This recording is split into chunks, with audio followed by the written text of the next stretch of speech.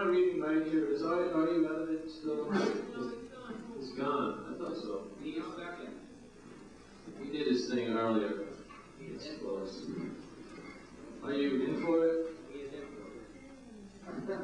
We should wait. He's not up to it. There's somebody wrote something for Are You Out of It?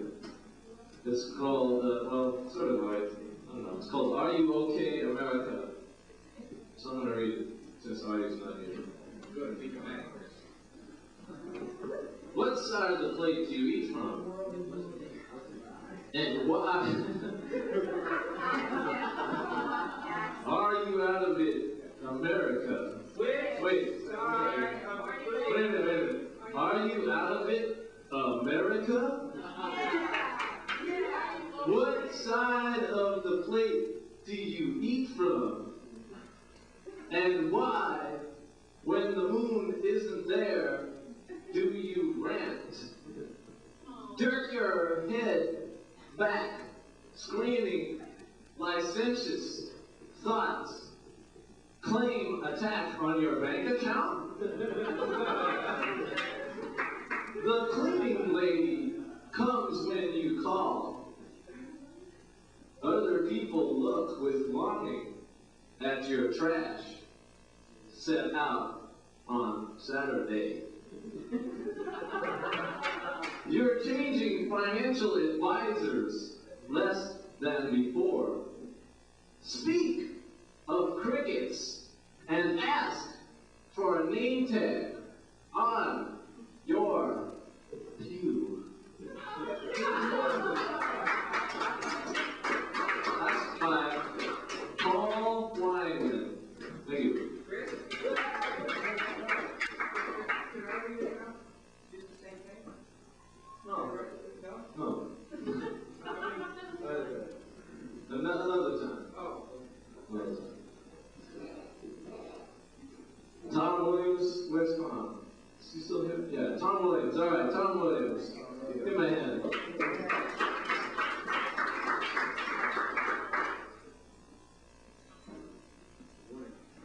Hi. Television is one mojo that can displace any religion. For us to ignore what they don't tell us, since we're not in Jeddah or Riyadh, and since computer graphics wrap Iraqi heads in blue turbans, we gotta make a leap as big as the ones those riverboat captains made, so they can turn their heads from the greed, loading and unloading their side whalers, so they can ignore those Mississippi deep water notes bending in the steersman's head, bending under song, bending under unseen black river magic.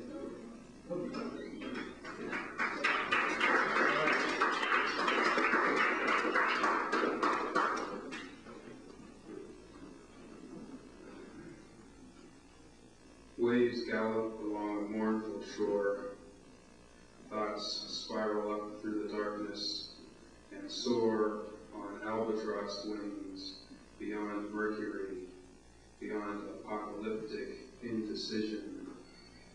Equus tides canter up and down the strand, leering at the thinker solitary, armed with sand against a grinding sea of horseflesh, hooves, and teeth.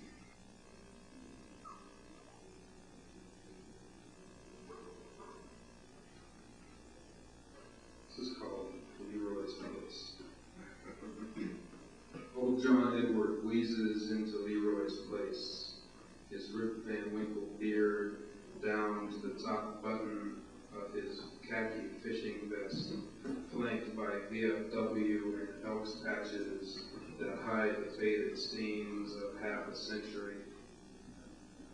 Tufts of hair, the same cigar-smoked white of that beard, peek out from under a cream-colored straw Callaway hat. Old John Edward sits down at the same middle stool in front of the counter, orders up some 75-cent Leroy toast, which is really cinnamon toast drizzled with honey, and makes his daily scan to the right of the griddle, where the poster board tacked to the wall lists in red grease-splattered magic marker the same damn 40 kinds of muffins Leroy always makes. Old John Edward drums a finger on the counter seam, leans toward the selection, then shakes his head, leans back, orders a coffee, light with 1 sugar to go.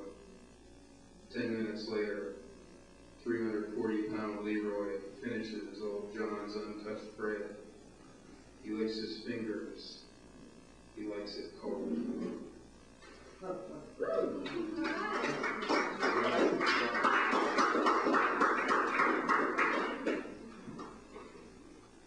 want to end with something I usually don't do, and that's somebody else's stuff.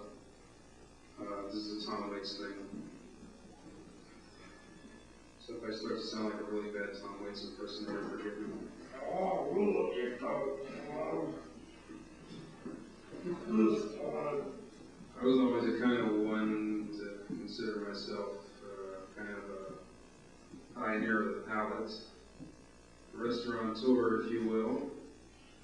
I've wined, dined, sipped, and sucked in some of the most demonstrably beam-up epitomal bistros in the Los Angeles metropolitan region. Yeah, I've had strange-looking patty melts at Norm's, dangerous veal cutlets, copper penny. What they give you is a Salisbury steak and a shake and bake topped in a provocative sauce of Velveeta and half, and smothered in Campbell's tomato soup. I had a kind of a ordered my veal cutlet, and Christ had left the plate and walked down the end of the counter. Waitress named Irene, boy, she's wearing the rhinestone glasses, got that little pearl thing clip on her sweater. My veal cutlet came down and tried to beat the shit out of my cup of coffee.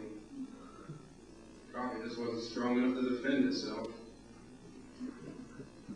Nighthawks at the diner, Emma's 49er.